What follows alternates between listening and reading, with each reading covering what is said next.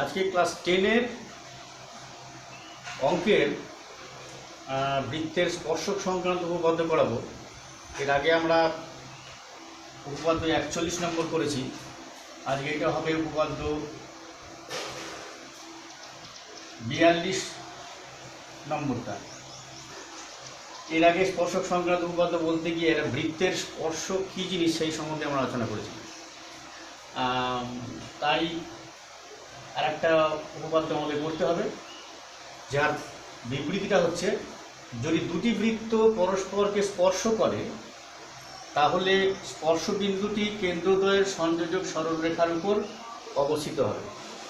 যদি দুটো বৃত্ত স্পর্শ করে তাহলে যে স্পর্শ বিন্দুটা হবে সেই বিন্দুটা কেন্দ্র দুটোর সংযোজক সরলরেখা যেটা টানবো তার উপরে অবস্থিত হবে, মানে এক সরলরেখায় অবস্থিত হবে। আমরা ছবিটা এঁকে নিই, আগে বিবৃতিটা লেখার পরে ছবিটা আঁকা যাক। ছবিটা কেমন হবে দেখা যাক। যদি দুটো বৃত্তই হয় পরস্পরকে স্পর্শ করে, একটা ছোট বৃত্ত নাও আর একটা বড় বৃত্ত নাও।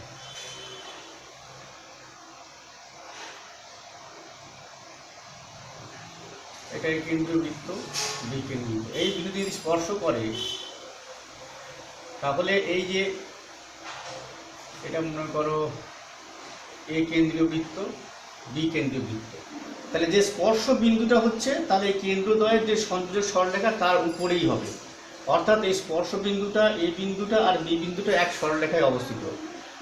আচ্ছা, দুটো বৃত্ত এরকমভাবেও স্পর্শ করতে পারে, আবার অন্যভাবে স্পর্শ করতে পারে। এটা হচ্ছে বলা হয় বহিস্থভাবে স্পর্শ করছে, আবার অন্তস্থভাবে স্পর্শ করতে পারে। কীরকম দেখো ছবিটায়, তুমি যদি এরকমভাবে আঁকো,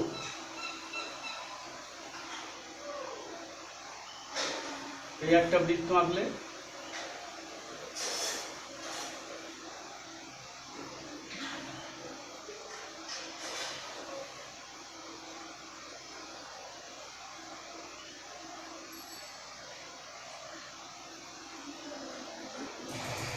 এটা এই বি কেন্দ্রীয় বৃত্তটা এই কেন্দ্রীয় বৃত্তের ভিতরে আছে, আচ্ছা অন্তস্থভাবে স্পর্শ করেছে। আর এই কেন্দ্রীয় বৃত্ত আর বি কেন্দ্রীয় বৃত্তটা পরস্পর বাইরে আছে, অর্থাৎ বহিস্থভাবে স্পর্শ করেছে। এই দুইভাবে স্পর্শ করতে পারে, ব্যাপার একই হবে। আমাদের কোনো অন্তস্থ বা বহিস্থভাবে কিছু বলা নেই, অর্থাৎ তাদের জেনারেল সাধারণভাবেই যদি দুটো বৃত্তকে স্পর্শ করে, সেই বহিস্থভাবেই হোক বা অন্তস্থভাবেই হোক না কেন, তাহলে যে স্পর্শ বিন্দুটা হবে, যে বিন্দুতে ওরা দুজনে পরস্পরকে স্পর্শ করছে, সেটা কেন্দ্রদ্বয়ের সংযোগ সরলরেখার উপর অবস্থিত হবে। এটা আমাদের আগে প্রমাণ করতে হবে। তাহলে আমরা প্রদত্ত কী সেটা আগে লিখে নিই। যেটা দেওয়া আছে সেটাকে প্রদত্ত বলা হয়। কি দেওয়া আছে? এ কেন্দ্রীয় বৃত্ত, এ ও বি কেন্দ্রীয় বৃত্তদ্বয় পরস্পরকে একটা বিন্দু নাও, বিন্দুটা দাও পি, তার মানে এটাও হবে পি। পরস্পরকে পি বিন্দুতে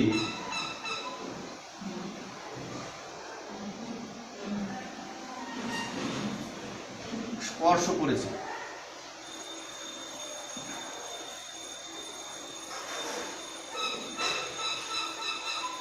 এ কেন্দ্রীয় বৃত্ত এবং বি কেন্দ্রীয় বৃত্ত পরস্পরকে পি বিন্দুতে স্পর্শ করেছে, দুটোই একই। তাহলে আমাদের কি প্রমাণ করতে হবে?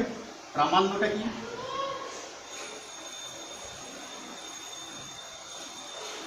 পি বিন্দু, এ বিন্দু এবং বি বিন্দু একই সরলরেখায় অবস্থিত, অর্থাৎ এ পি বি সমরেখ, এটা প্রমাণ করলে হয়ে যাচ্ছে। বা এ পি বি একই সরলরেখায় অবস্থিত। তিনটে বিন্দু বলে পরপর কমা দিয়ে লিখবে। আচ্ছা, এইখানে আমাদের একটা অঙ্কন আছে, অঙ্কন করে নাও।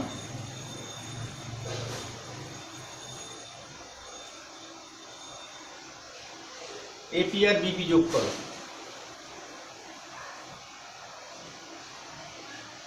এপি আর বিপি যোগ করো।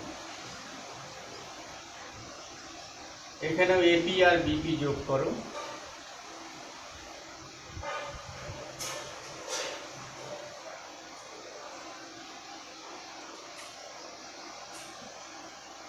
এপি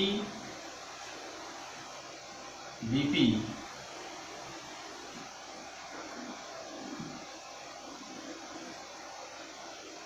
যোগ করা হলো। এবার প্রমাণ।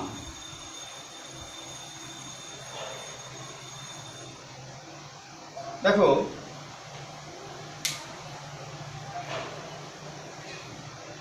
বি কেন্দ্রীয় বৃত্তের পি বিন্দু আবার এই কেন্দ্রীয় বৃত্তেরও পি বিন্দু, এই বিন্দুতে পরস্পরকে স্পর্শ করেছে। আমরা যেহেতু লিখে নিই এ ও বি কেন্দ্রীয় বৃত্তদ্বয়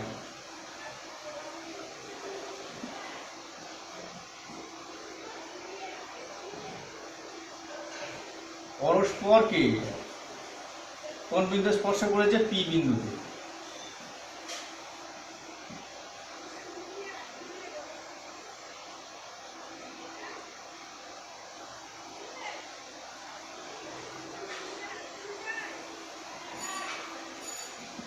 তার মানে দুটো বৃত্তই পরস্পরকে পি বিন্দুতে স্পর্শ করে, তার মানে পি বিন্দুতে যদি আমরা স্পর্শক অঙ্কন করি সেটা এ কেন্দ্রীয় বৃত্তেরও হবে আবার বি কেন্দ্রীয় বৃত্তেরও হবে।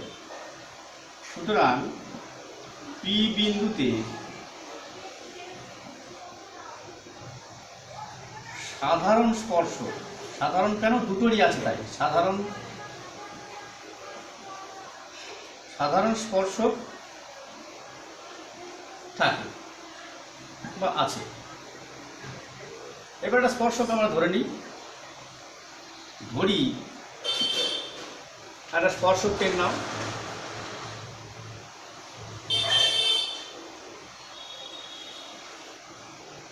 এটা দাও এস, এটা দাও টি। এইখানে যদি তুমি একটা স্পর্শক অঙ্কন করো একই রকম হবে,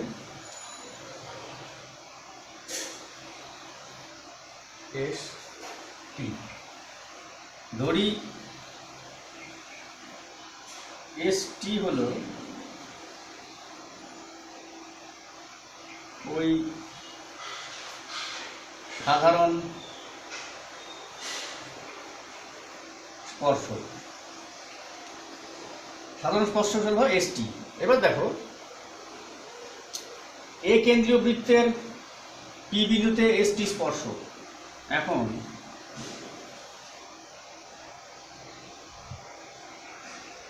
এ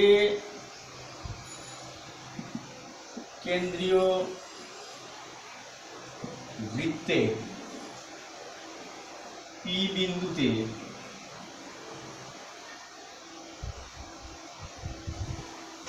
এস টি স্পর্শ। তাহলে আমরা কি বলতে পারি? কোন একটা বৃত্তের বিন্দুতে যদি স্পর্শক অঙ্কন করি তাহলে বৃত্তের কেন্দ্রগামী সরলরেখা বা কেন্দ্রগামী যে ব্যাসার্ধ এবং এখানে লিখে নাও, এবং এপি কেন্দ্রগামী ব্যাসার্ধ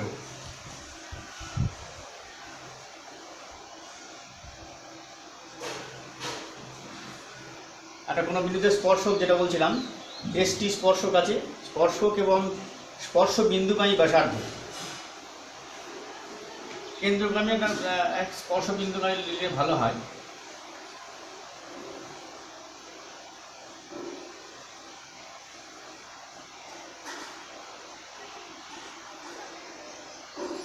এপিটা হলো সেই ব্যাসার্ধ যেটা নাকি স্পর্শ বিন্দু দিয়ে গেছে, এবং এর আগে আমরা উপপাদ্য শিখেছি একটা, যে স্পর্শ বিন্দুগামী ব্যাসার্ধ ওই বিন্দুতে, ওই স্পর্শ বিন্দুতে যে স্পর্শক অঙ্কন হবে তারা পরস্পর লম্বভাবে অবস্থিত।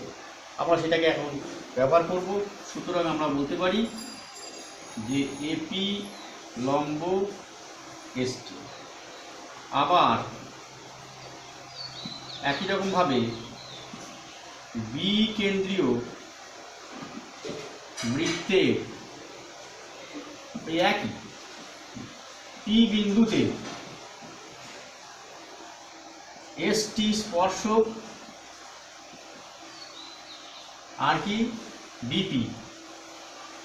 বিপি হলো স্পর্শ বিন্দুগামী ব্যাসার্ধ।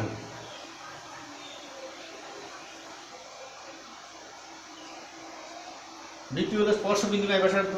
একই রকম সেম ফর্মুলা আমরা এখানেও কাজে লাগাতে পারি। সুতরাং আমরা বলতে পারি যে বিপি লম্ব এসটি। বিপি হলো স্পর্শবিন্দুময় ব্যাসার্ধ এবং পি বিন্দুতে এসটি লম্ব, তাহলে বিপিটা এসটির উপর লম্ব হবে, সুতরাং বিপি লম্ব এসটি। এবার আমরা কি দেখতে পাচ্ছি, এপি এবং বিপি একটাই সরলরেখা এসটির উপরে একই বিন্দুতে লম্ব, অর্থাৎ এখন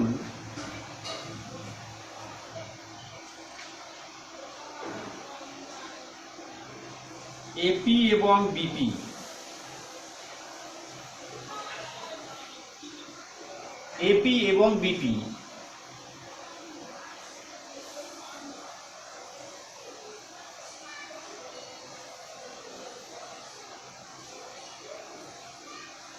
একই সরলরেখা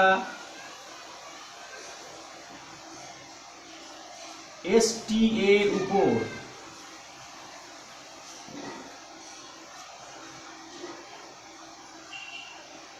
একই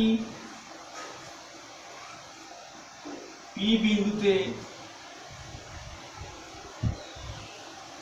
লম্ব। একটা বিন্দুতে বিপিও লম্ব, এপিও লম্ব, তার উপরে এসটির উপর। তাহলে আমরা কি বলতে পারি, এ পি বি সমরেখ। সুতরাং এ পি বি সমরেখ। দেখো, দুটো চিত্রের ক্ষেত্রেই, উভয় চিত্রের ক্ষেত্রেই একই লেখাই যথেষ্ট, আলাদা করে কোনো কিছু লিখতে হচ্ছে না। অর্থাৎ যেভাবে আমাদের নামকরণ করা হয়েছে সেই নামকরণ অনুযায়ী এই লেখাটা কোনো পাল্টানোর দরকার নেই। তবে যদি কেউ একটা চিত্র ধরে করো তাতেও কোনো অসুবিধে নেই, যদি কেউ দুটো চিত্রই করে তাতেও কোনো অসুবিধে নেই। দুটো চিত্র হলে পরিষ্কারভাবে আরও সাধারণীকরণ করা হলো, যে বহিস্থ এবং অন্তস্থ দুটোই পরিষ্কার আলোচনা করে নেওয়া হলো, যে এই উপপাদ্যটি বহিস্থভাবে স্পর্শ করলেও যা হবে, অন্তস্থভাবে স্পর্শ করলেও একই রেজাল্ট আসবে। সুতরাং আজকে আমরা উপপাদ্য 42টা প্রমাণ করলাম যে যদি দুটি বৃত্ত পরস্পরকে স্পর্শ করে তাহলে স্পর্শ বিন্দুটি কেন্দ্রদ্বয়ের সংযোগ সরলরেখার উপরে অবস্থিত হবে, অর্থাৎ এক সরলরেখায় থাকবে। উপপাদ্য 42 শেষ হলো। স্পর্শক সংক্রান্ত উপপাদ্য আজকে 42টা আমরা শেষ করলাম। পরবর্তী ক্ষেত্রে আরও যে সমস্ত উপপাদ্যগুলো আছে সেগুলো আমরা করতে শুরু করব। আজকে আমরা এই অবধি থাকবো।